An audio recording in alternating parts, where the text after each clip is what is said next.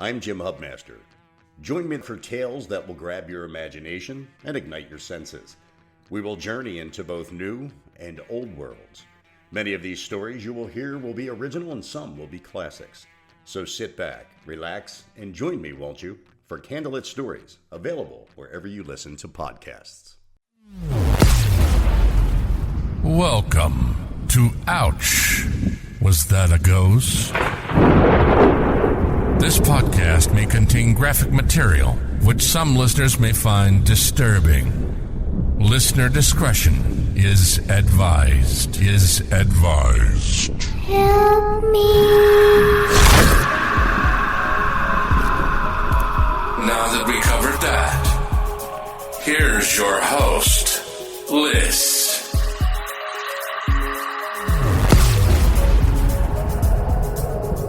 Welcome back to Ouch, Was That a Ghost? With Liz. And Mike. And Allie. Yay. I don't even freaking know right now. I'm so sun-drained. I'm sorry. Did you just say I'm so sunscreened? Sun-drained. I'm just like, I came in and I just laid down. I didn't even want to get back up. I'm like freezing. You're looking extra tomatoey today. It's lovely. Thank you. I just want to eat you up. Yum, yum. Oh, that's all we had real quick. So today I'm doing a ghost ship. But before, I just want to tell you about something. I don't know if you've ever heard of silver carps. Like the fish? Yeah. Have you heard of them before? Yes. Have you seen them? Yes. Yes. You've seen what they do to people? Is it the ones that eat the bottom of the feet? No, these are the ones that they're like trash fish here, basically, like lobsters used to be, but they were in Asia and they were brought here to like curb algae. And then they just reproduce so much.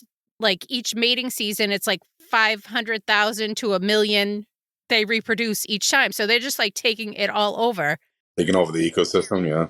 And they jump out of the water and they just literally start slapping people in the face with their tails. Oh, I didn't know that. Jumping fish. And if you look up videos of them, they'll come up and if there's like 3 people in a row, they'll just slap each person in the face. And they can get up to 200 pounds. And Like they do it on purpose? Well, I guess the engines or whatever scare them, so they just go up and they just start smacking people in the face. If you want to laugh, just like look up the videos of them. It is the funniest thing. Carps. Okay. Why did I think they were like those tiny little fish everywhere? No, these guys get big. I think the little one called silver something too, but yeah, that's funny. I'm gonna have to check that out. And one more thing about them is they were taking over so much that in Australia, they decided, well, some places were shocking the water to like kill them. And they were like offering these, like each one you catch, you get $100. Like they wanted them gone. But Australia decided to infect the water with herpes to try to kill them off. What about people that go in the water, though? I don't know. I don't know if that goes to other animals. Like, I don't know how that works. I mean, my question is, how do you even infect the water with herpes? Do like a bunch of herpes-ridden people go in and have sex with the water, or what's going on? Of course you would think of that. What, do they spray it with herpes? Some herpes spray? I don't know. The other night I was watching those videos and I was dying. One guy caught one and put it in like the bag. He was ready to like pack it up to bring it home. And it just like jumped out and just hit him right in his balls. And the guy's like, oh, come in. Like, you're going to crack up. Just watch videos on him. You know what they should do in Australia? They should like train the dingoes to eat the fish. They should. And then they just kill the whole population. It'd be great. Boom. Problem solved. Boom. Got it. The dingo got my fish. So what are you guys up to today? I was going to go on a ghost ship tour. It was going to be lovely. You should. Have you ever seen, what was that movie where they sliced everybody in half at the beginning? Was it called The Ghost Ship? What do you mean, sliced everyone in half? Like the opening scene was this like wire went and just like decapitated everybody. Oh, was that from the from one of the Pirates of the Caribbean or something? Was it? I thought it was like The Fog or Ghost Ship or some horror movie. Maybe. I don't remember. I don't know. You got me trumped on that. No, we're just hanging out, chilling, not doing much. Sweet. He was supposed to work overtime, but he got released early. Yeah. I worked a double yesterday and thought I was going to have to again today, so I was happy to get home. I hear that. Yes. So the Marie Celeste was built in Spencer's Island, Nova Scotia. It was a Canadian-built brigantine, about 100 feet in length and 25 feet wide and over 11 feet deep. So it could carry cargo. It could carry about 200 tons. And it had a deck, crew quarters, and a cargo carrier. It was originally christened with the name Amazon, with a group of investors funding the cargo ship. It was ready to start making them some money back. One of the investors being the ship's first captain. So far, I'm in. I was confused for a second because I thought we were talking about the fish. That was going to be the story. Oh, no, I was just watching those videos a little while ago All again, right. and they were just cracking me up. It has nothing to do with him. It's just very vital information to have. The fish was the first investor. Yes. In June of 1861, Captain Robert McClellan set sail to Five Islands, Nova Scotia, to pick up timber to bring to London. And the captain became ill, and he was brought back to Spencer Island, where the boat was made, and he died on June 19th. So right off the bat, the ship just had like bad juju. So the captain died immediately, you said? Yeah, he was one of the investors. He Yep. went on and he was setting sail because it's a cargo ship, to go bring some stuff to Nova Scotia. And well, he was going to Nova Scotia to pick stuff up to bring it to London. And then he just became ill immediately, and he was brought back, and then he just like died. Oh, so they went on with the trip out even after this all happened? Yeah, they got a new captain, Oh, okay. John Nutting Parker. I don't know why that name was so funny to Ooh. me, Because he's nutting on The everything. middle name is funny. Yes.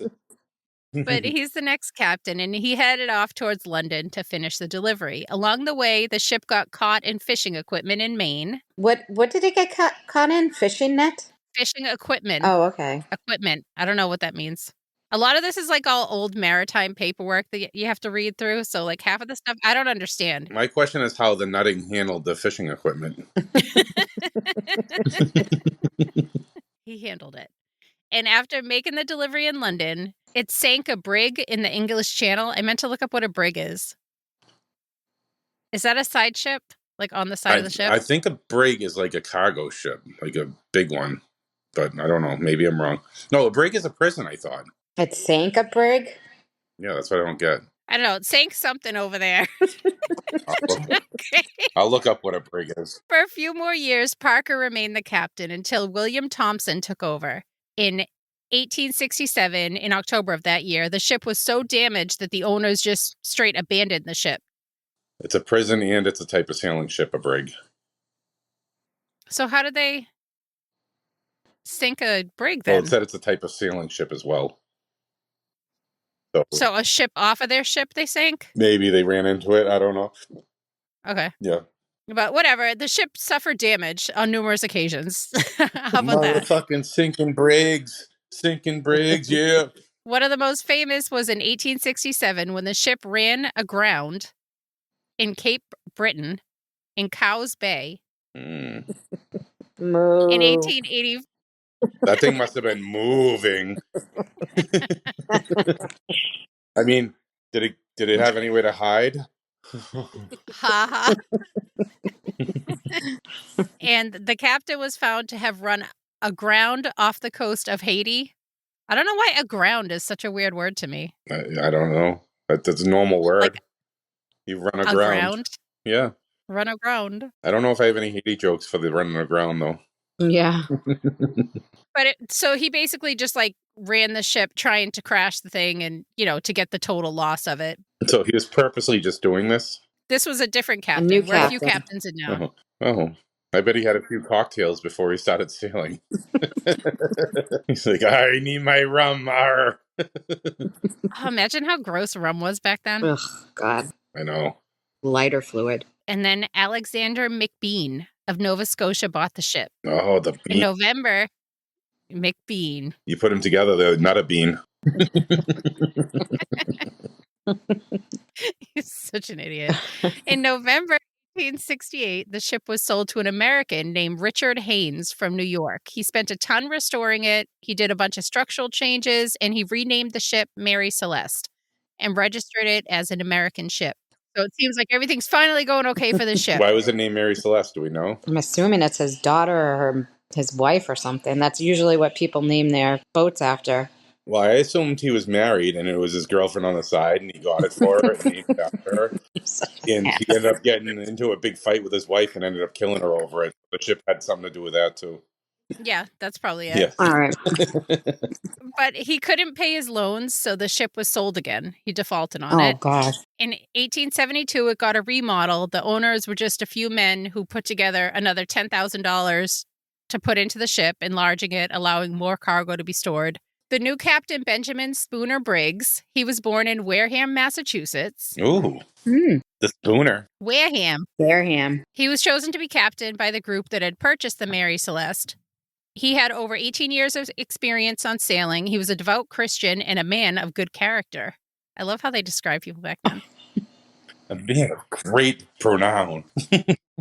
Renown. You never hear he was a great Jew. Sorry, Allie. Your people will be represented. What? I'm still waiting. He, along with his childhood sweetheart, his wife, and cousin, Sarah Cobb. Wait, you just went right over that? His wife and cousin? You forget that they're childhood sweethearts. That's what makes it so weird. Like, you can't just say cousin and wife. Like, that's such a weird trio. First of all, there's a lot of questions there, like age difference, one. When did they start banging, two? Right. I don't know. Yeah, but him, his wife, and their 2-year-old daughter, I love her name, Sophia Matilda. Oh, Isn't that cute? did they call her Fia? Tilly. They called everyone nutty that went on the boat after that. They had a 7-year-old son as well, Arthur. That's so funny. It feels like a kid can't be named Arthur. But he had to stay with his grandparents to be able to go to school. So that little family, and then there was also 7 crew members on the ship as well. They left New York and set sail for Italy in 1872 in November. And the ship was found in December with no signs of life, just bobbing in the Atlantic Ocean, and the undamaged ship having plenty of food and water and having no signs of struggle. Wow. Pirates. Aliens. The end. No. Pirates. Actually, both of those things are what people say. Of course they are. What else would it be? I mean, obviously, no one else ran it aground because it was still floating around. Right. Ground. That's such a weird word. Aground. That doesn't sound weird to your ears? Aground? No. No. I think you're just weird. Just me. I think so too. So the crew was considered to be quite capable of working the ship. I love how they say that in all the articles. They were quite capable. And of course, Captain Briggs had handpicked them himself. As the story goes, the Marie Celeste left New York in 1872. In the holds, there were 1,700, and some articles said it's 1,701 barrels of alcohol that was being shipped to Genoa, Italy. Genoa? I mean, is that a big difference that we had to focus on? No, but I just think it's weird that a lot of 1,701. Right. I didn't know if that one barrel was like a big plot of the story that we had to get into. No. All right. Well, thank you for that detail. You're welcome. But the ship set sail from Pier 50 and headed for New York Harbor. Due to the uncertainty of the weather, Captain Briggs did anchor the ship just off of Staten Island, hoping for the weather to clear. And 2 days later, the weather did clear and the ship Marie Celeste set sail for the Atlantic Ocean. Oh, thankfully. Yeah, thankfully. Meanwhile, the ship De Gratia was also preparing to set sail. The De Gratia was awaiting a load of petroleum that was destined for Genoa also. However, they were sailing by way of Gibraltar. 8 days after the Marie Celeste set sail, the De Gratia followed in basically the same direction on the same course. So on December 4th... I'm excited about how the petroleum did, yeah. Right? On December 4th, Captain Morehouse was called to the deck by his crew. In the distance, they could see another ship that seemed to be heading towards them. And Captain Morehouse reported after the fact that the ship seemed to be unsteady and the sails appeared to be set oddly. As the ship came closer to the De Gratia, it was obvious to the captain and crew that there was no crew to be seen. The ship appeared deserted. For Captain Morehouse, this meant that there was something wrong on the ship and prepared to send some of his crew to board the Marie Celeste. So he was getting ready to check out the ship that was just the ocean, yeah. Now, so is this shortly after the Marie Celeste was out there, or how long after the Marie Celeste set sail is this? They left, what did I say, 8 days after? Okay. The Marie Celeste, and they followed the same exact route, and that's when they found them just like kind of bobbing. Okay. Yeah. So 2 of their crewmen boarded the Marie Celeste and saw that the sails were only partially set, some in poor condition and some missing altogether, but that could have been just that they didn't finish. Rigging was broken and hanging over the sides, and the main hatch cover seemed to be set securely. However, 2 of the hatch covers were taken off and set on the deck beside the openings. So a few of the hatches were open, like to the cargo. Yeah. Like to the alcohol barrels. Yes. And the 2 men noticed that the only lifeboat that had been on the ship was missing. This meant that all the persons aboard the Marie Celeste had presumably boarded the lifeboat, but, like, why? There didn't appear to be anything out of the like ordinary dangerous weather or any foul play. To this day, many theories do exist. None have been or can be proven to the reason that the Marie Celeste was found empty of crew and captain. The ship in sound structural order, little to no evidence of strong seas or harsh weather. In other words, the ship appeared to be in a condition that would show the crew had quickly left. The cargo of alcohol was still there untouched. Personal belongings were left, including money and other valuables, and a sword was found under the captain's bed. Yeah, so it doesn't seem like pirates were there because they obviously would have looted everything. Alcohol and weapons. That would have been the number ones for them. So Yeah, anything, but they left everything as it was. And there was a big thing about the sword because it looked like it was red, but it was actually just rust covered because they used lemon and something with the air it does. Yeah.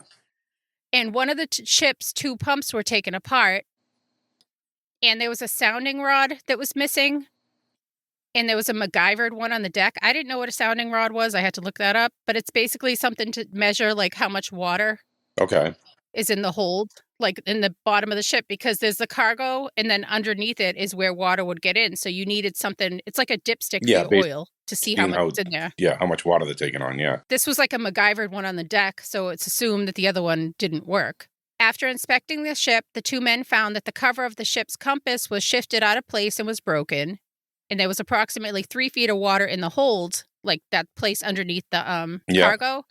But that's not like enough to warrant disembarking the ship. Like that's easily fixable. Other than some damage from water entering through the doorways and hatch, the ship and quarters were all in reasonably tidy order. The men did notice that the captain's navigational equipment was missing, the chronometer, the sextant, and the ship's papers. Yeah. The galley equipment was stored neatly, and there was plenty of provisions for at least 6 months' worth of food and water. There was no signs of violence or fire, and the 2 men returned to their ship, the De Gratia, and they reported the findings to Captain Morehouse. Captain Morehouse divided his crew in half, with one half staying on his ship and the other would go onto the other ship and drive it back. Because they had this thing like salvage rewards back then. Like if you found a ship and you brought it back, you'd get like a percentage of the cargo. Yeah. No, there's a lot of questions I have though. But I'm waiting. Although it was slow sailing because there was lack of crew on each ship, both ships did make it to Gibraltar. The De Gratia arrived a day before Marie Celeste because she was held up for a day for fog. Yeah. And the Marie Celeste was turned over to the British Vice Admiralty Court to conduct an investigation.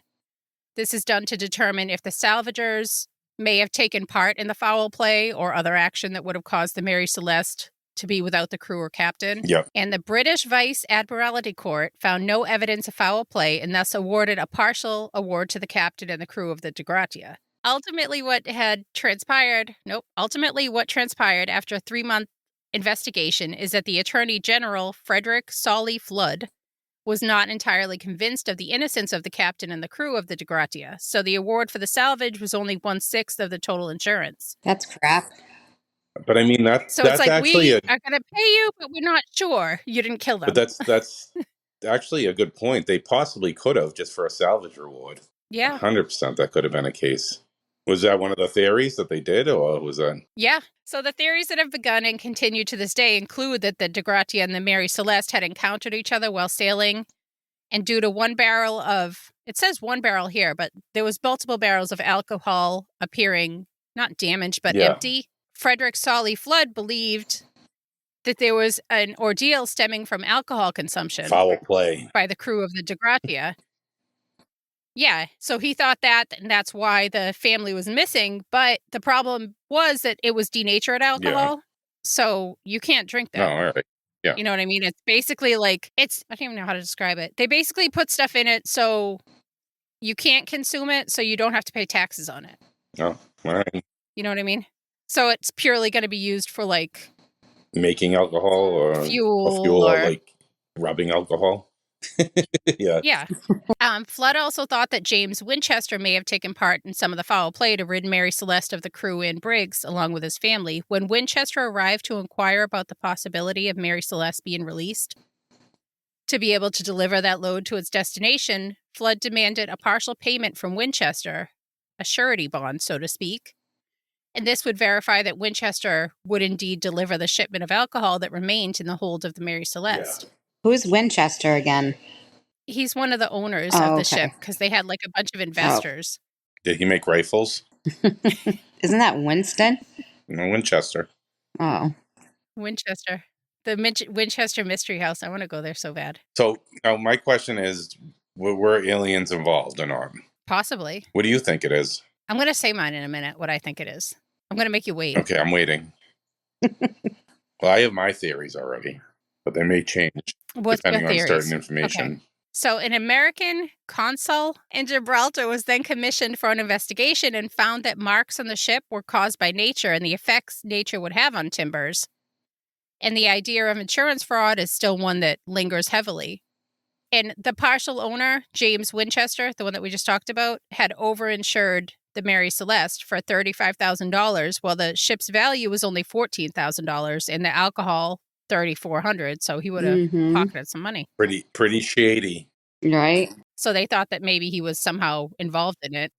Another theory is that Morehouse and Briggs were in cahoots to obtain the insurance money by devising this plan. However, it's impossible to prove since Briggs had such a shining reputation. That's so funny to me. But he never came forward to take any of the money, and he never went to get his son. He just, like, never appeared again. And what an idiot. He was missing with everyone else. Yeah, right. And then ergot poisoning is another theory. The fungus, like Salem, what they blamed everything on, that fungus grew on the plants and can cause paranoia. Did they think they all just jumped ship? Yeah. But there's no basis for this claim, so it's weird that it's even discussed because, I mean, they could easily have tested the food that was there or something. Did they have any vitamin C on board? Or citrus? No, scurvy for everybody. Scurvy. Of course, it's also a possibility that pirates may have boarded the Mary Celeste, murdered or kidnapped all the people on board. And left everything. But yeah, that's it. They didn't steal anything. We just wanted to kill today. We didn't want to take anything. Yeah, and there was no sign of struggle and nothing was destroyed more than what nature would have done. Yeah, that's weird. And then somebody else suggested that Briggs himself may have drank too much of the alcohol. And I'm just going to stop that because you can't even drink that alcohol. You'd like die if you drank it. And then some say that Briggs had like a religious meltdown and did like this religious mass slaughter. But again, there's no damage. Like, I'm not going deep into any of these because they don't fit. For everyone to drink and jump over? Right. Do you know that guy didn't even give real Kool-Aid? It was off-brand Kool-Aid he gave. What a jerk. He should kill everyone with off-brand Kool-Aid. God damn him. Isn't that messed up? And the story of Mary Celeste just kind of disappeared over the years because nobody knew what was happening with it. It was just like an unanswered mystery. Until a story titled J. Habakkuk Jepson's Statement was published anonymously as fiction. And it told the story of Marie Celeste, not Mary Celeste. Yeah. And how the ship was found abandoned in 1872 and found by a ship called De Gratia.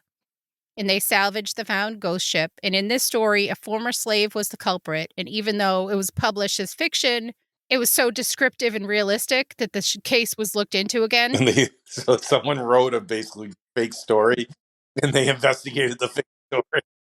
Yeah. Do you know who the author was? The author was Sir Arthur Conan Doyle. This was before he was like famous for oh my gosh, I'm drawing a blank. You know what he wrote? Do I? Yes, The Two Detectives. Oh, Sherlock Holmes? Yeah, Sherlock Holmes. Before he wrote any of those, this was when he was an unnamed author. Yeah. But I mean, it must have been a really, really good story if that was the case. Well, obviously he's a storyteller. But in my opinion, the most plausible theory being that there was an explosion or a buildup of gases that made strange sounds, possibly given the illusion of a threat or the boat was going to explode, or there could have been an explosion. It's actually been tested to see if it could explode and leave no burn marks. Dr. Sella built a replica in 2006, I think it was, and he tried to replicate it. It was possible to have an explosion with no burn marks or scorch marks. Yeah, but what about the people? You wouldn't, because they're saying they jumped ship and saved themselves on the lifeboat because they thought it was going to explode or it exploded. But wouldn't they have found the lifeboat somewhere? No, that's what I was saying. But it's in like the middle of the Atlantic. I mean, they could have all sunk you're and in a capsized lifeboat and drowned and whatever. But that's weird. What do you think? Well, my opinion's out the door now. I thought it was pirates, but now maybe they're just friendly pirates. I don't know. Well, I obviously aliens is a strong opinion. Like you could think that aliens came and abducted all the sailors and their lifeboat. Yes, and their lifeboat. But the other thing was that the one pump was pulled apart. They had it open and they had it all ripped apart. Some say that they transported coal before and that might have gotten jammed in it, and that's why they were trying to fix it. But that could happen either way. Like they could be working on pumps and stuff while they're sailing. No big deal. I think it might have been sirens. Could have been. Like the mermaids who call them. Like they got lured in and like got trapped down in their world. Bunch of drunk. Or he could have just had like a big row of bad luck because his compass was broken and he had the pump and he saw the explosion. Like it could have just been a huge mix of all of it. Yeah. And he didn't know how much water was below the cargo because that thing wasn't working and he had to make like a makeshift one. Yeah. So, but some people, they think that he may have gone with his family on and drowned in the lifeboat, like Allie said. But there's never been any reports of clothing, wood from the lifeboat, or any evidence that this is what took place. Over the years, people have suggested water spouts, an iceberg, time travel, alien abduction. And this is probably the best one. A lot of people think it's a large sea creature, like a giant squid that went up and took the people. Like a kraken. Kraken. But it didn't do any damage to the boat. It just took the people off of it. No. Nope. Yeah. It was very surgical. Just went and picked them out one by one. Surgical with its thing. Well, he only had to take a couple of them, and the rest of them jumped, and he was like, free dinner. And then something got stuck in his tooth, so he took the lifeboat and just like... Then he took the boat pump apart to frame something else. It wasn't him. He was like, man, you can't even drink this alcohol. Forget it. And just left. Yeah. They didn't say a sea creature couldn't drink the alcohol. They didn't. But yeah, this is just a mystery that's probably never going to be solved due to lack of information, evidence, or witnesses. But it's just an interesting little ghost ship story. I really wish there was a better outcome. Oh, incoming news. There's an update. Breaking news. I hate stories where there's no resolution. Yeah. Do you think that's a boat that the Goonies found in the cave? Maybe. One Eye Willie? No, they had bodies on it still, though, so that wouldn't make sense. Speaking of that, I mean, do you realize a bunch of kids were chasing after a One Eye Willie? I'm just saying. Oh, my God. I wonder if that was intentional. Yes. Naming them that. It was. That would be pretty And they basically sick. had a gimp as a main character. I know. I loved him. Sloth. The man. Cool. Well, yeah, that was a great story, Liz. So we all agree it's the squid. It's the squid. It's just squid time. Mm-hmm. We all know whatever else happened. We know what Mr. Nutting was doing on that boat. That's all. I'm just saying. What a name. And that's a middle name. Like, you don't even have to have it like that. But he obviously loved pronouncing that he was a nutting. Well, maybe history just tells the tale of it like that. Who knows? Yeah, thank you so much for coming on. Thank you, Allie. You haven't been on in forever. Right. Well, it's like I wasn't even on anyway because Mike hogs the whole show. Doesn't even make sense. Might as well be called the Mike Show. You don't have to laugh at our jokes. They're not funny. All right. Well, thank you for coming on. Thanks for having us. Like us on Spotify, heart us, Facebook, TikTok, all the platforms. The Gram. OnlyFans. And get ready for Get ready for the new podcast coming out, the sister podcast. Ouch was at the 80s. Let's go. Thank you for listening. Bye. Bye. If you need more content or just want to help support the podcast, head on over to patreon.com and search Ouch, Was That a Ghost? If you need some snazzy merch, you can find it at crowdmade.com by searching Ouch, Was That a Ghost? If you have a story you'd like to share, you can email it to ouchwasthataghost@yahoo.com. You can also find us on Facebook and all the other social media platforms under Ouch, Was That a Ghost? Help me. All links can also be found on ouchwasthataghost.com.